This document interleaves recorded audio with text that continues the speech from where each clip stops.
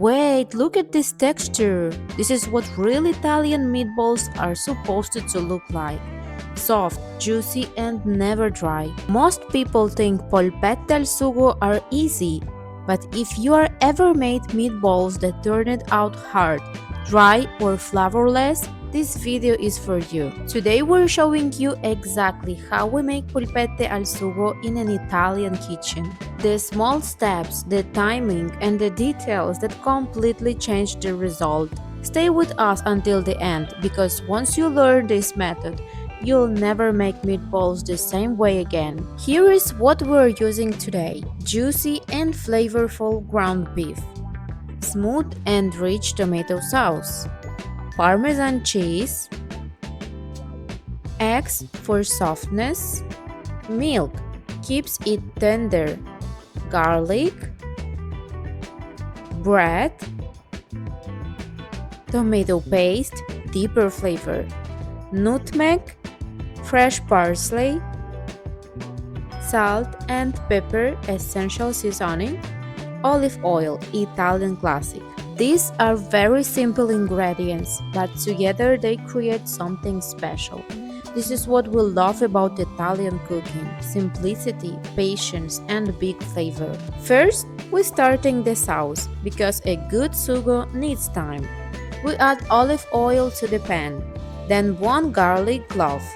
As soon as the garlic hits the oil, the kitchen already smells incredible. Now we pour in the tomato sauce and give it a gentle stir.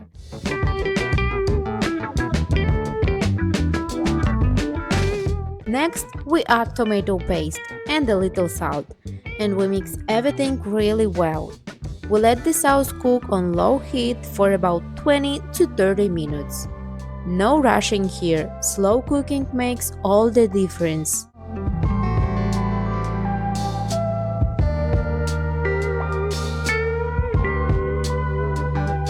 While the sauce cooks, we soak the bread in milk. This is one of our favorite tricks because it keeps the meatballs soft and juicy. Now we move on to the meatballs. We add the ground beef into a bowl, and then we grate Parmesan directly into the meat. We always grate it fresh. It melts better and gives much more flavor than pre-grated cheese.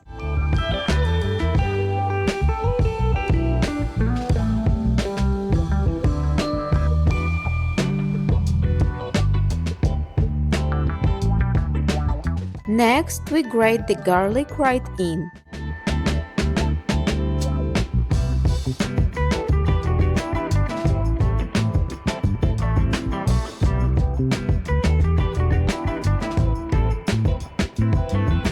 Then crack 1 egg into the bowl. We add a little nutmeg, just a small amount, to give warmth and dip.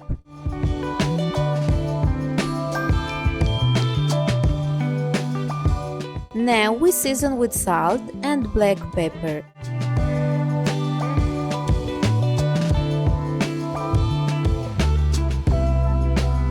Then we finally chop fresh parsley and add it to the mixture.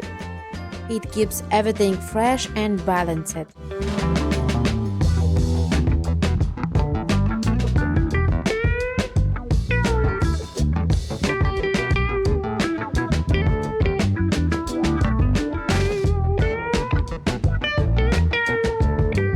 Now we add the bread that was soaking in milk.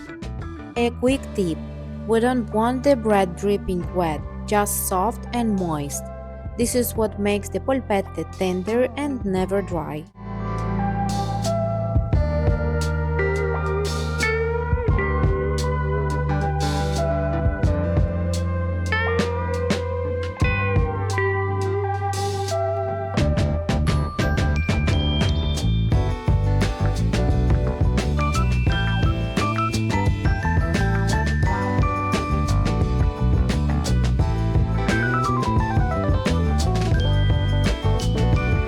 Now we mix everything gently with our hands.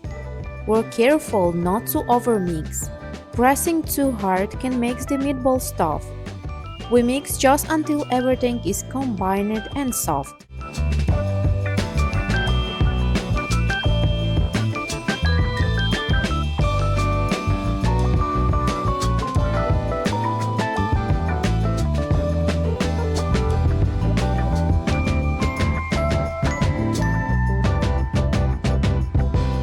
Now we start forming the polpette.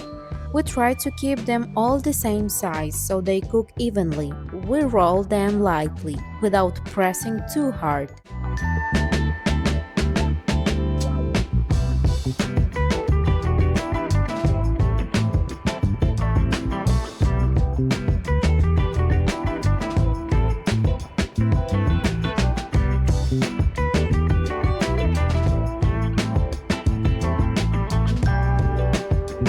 If the mixture starts sticking, we lightly wet our hands with water or rub a little olive oil on our palms. It makes shaping much easier and gives the meatballs a nice smooth shape.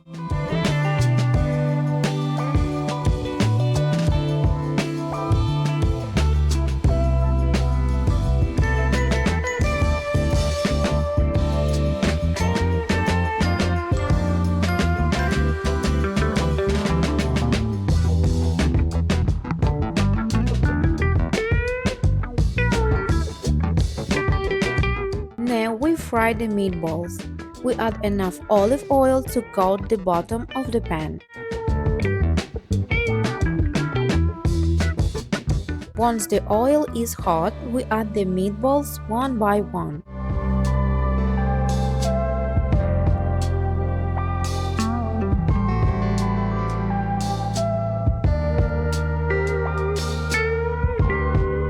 We make sure not to overcrowd the pan. We want them to fry, not steam.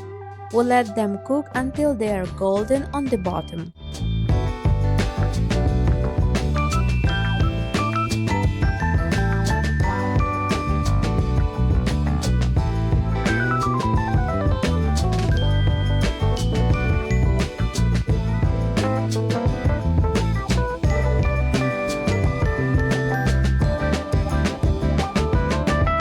Once they are nicely golden, we gently turn them. Browning is very important. It creates flavor and locks the juiciest inside. This is how the meatballs stay juicy while cooking in the sauce.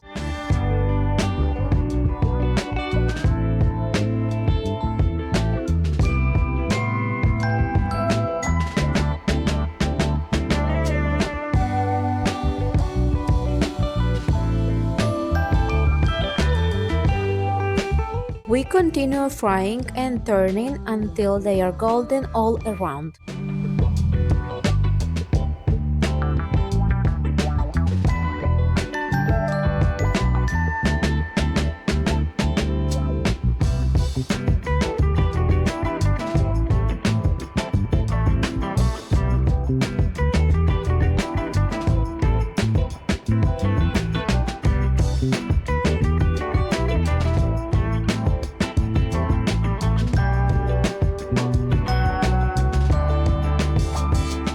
Now comes our favorite part, adding the meatballs into the sauce.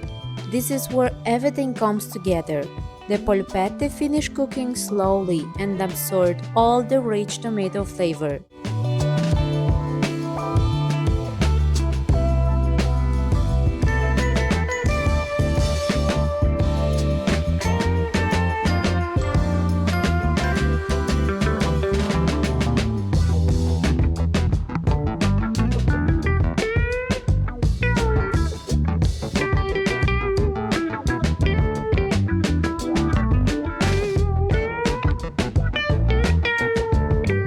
We let them simmer for about 5 minutes, then gently turn them so they are fully covered in sauce. Then we cook them for another 5 minutes.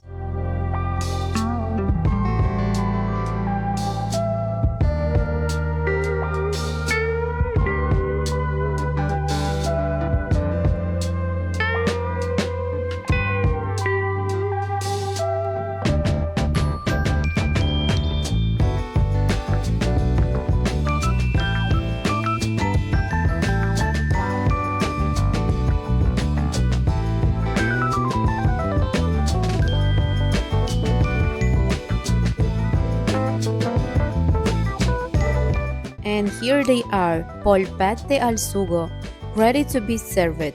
We finish with a little fresh parsley on top. And of course, we serve them with bread because scarpetta is a must. No Italian would ever leave this sauce behind.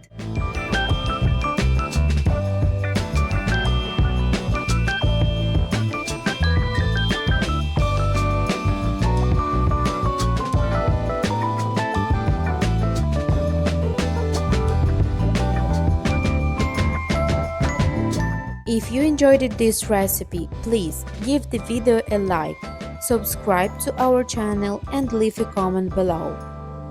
Tell us, do you eat polpetti with pasta or just with bread for scarpetta? Thank you for cooking with us. See you in the next recipe. Ciao!